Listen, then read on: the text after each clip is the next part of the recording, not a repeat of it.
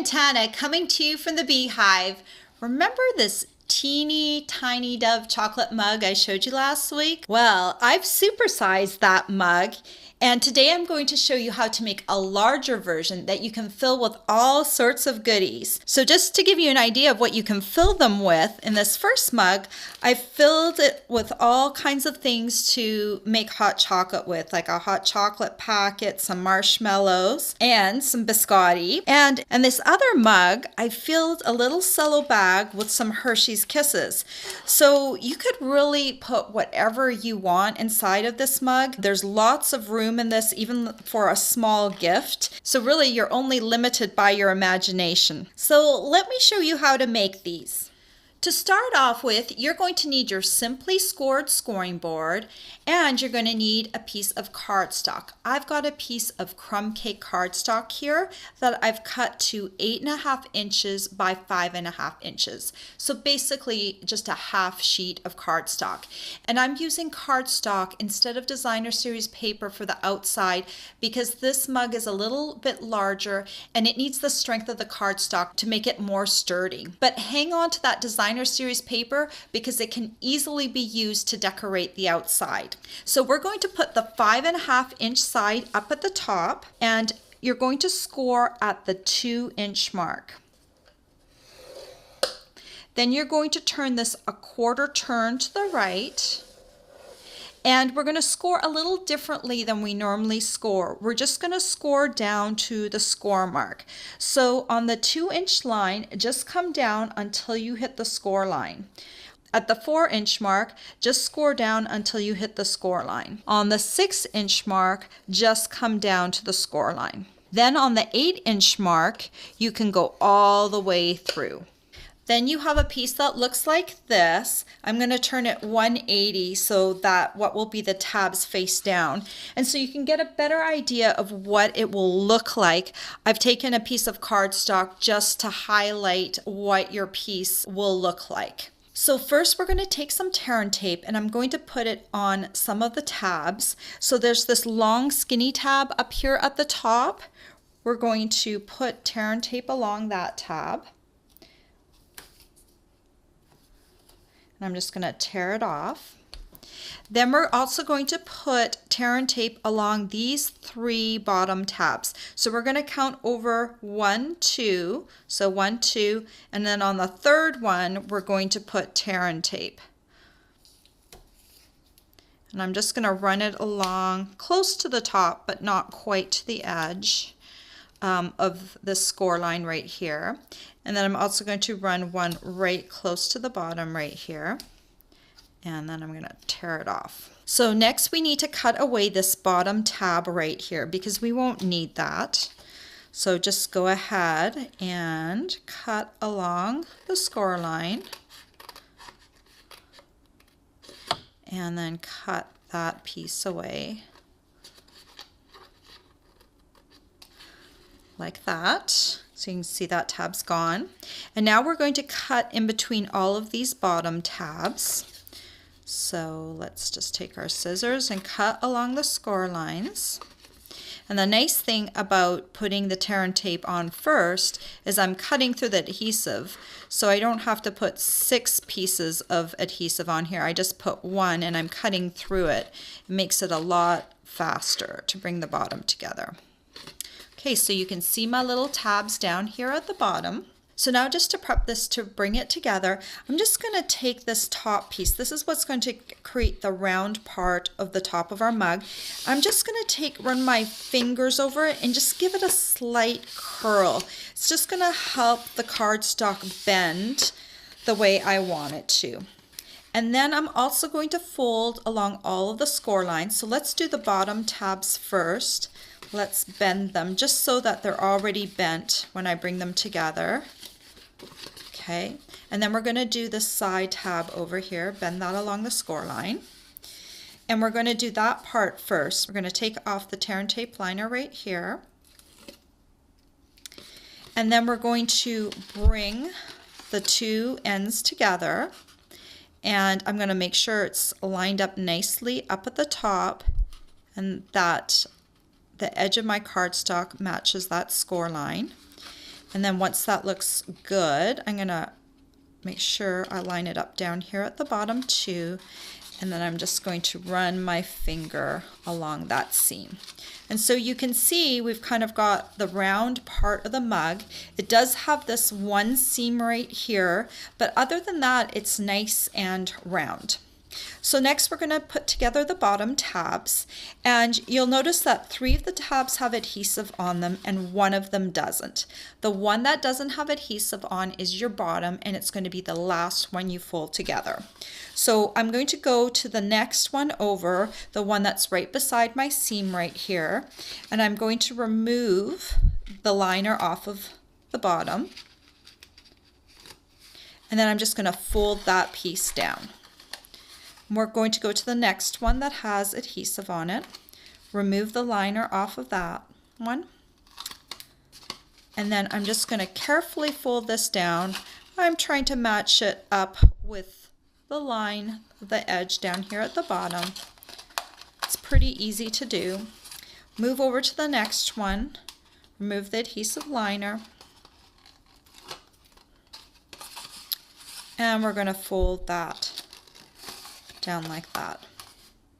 And then all we have to do is fold this last piece in. It doesn't have any adhesive on it, but this piece right here does.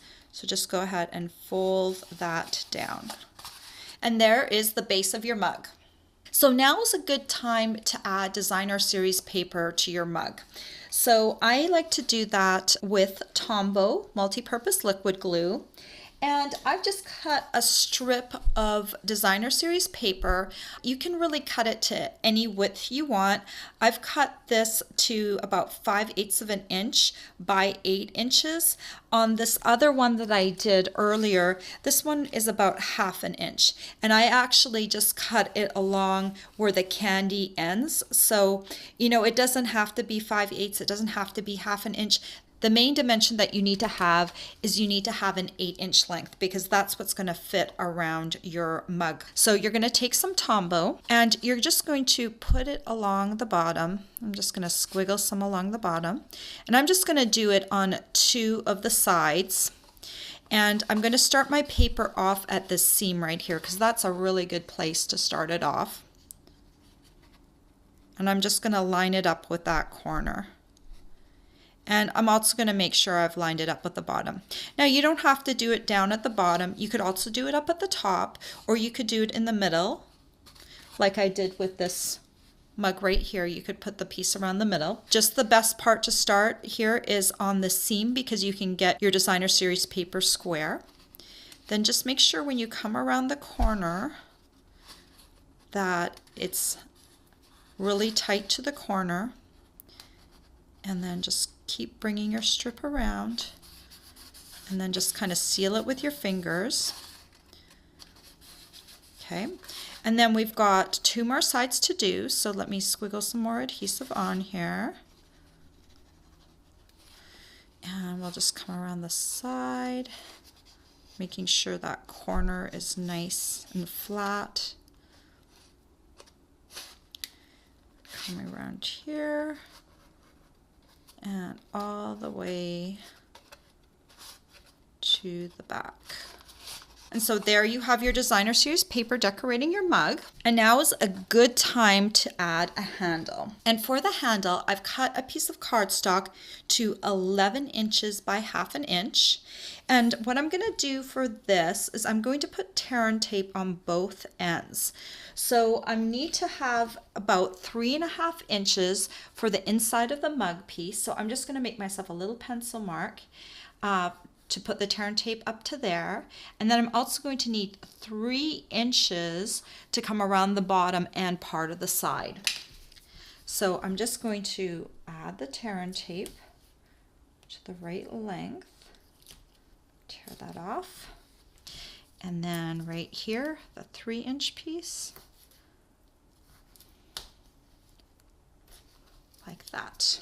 Okay, and so now what I want to do is I want to just give this piece a little bit of a bend to it. So I'm just going to take it and run it over with my fingers just gently to kind of get it to curl just a little bit. Okay, so this is the 3.5-inch side. So I'm going to take that and I'm going to remove the adhesive liner off that 3.5-inch length. And I'm going to find my seam and I'm going to keep that to the back.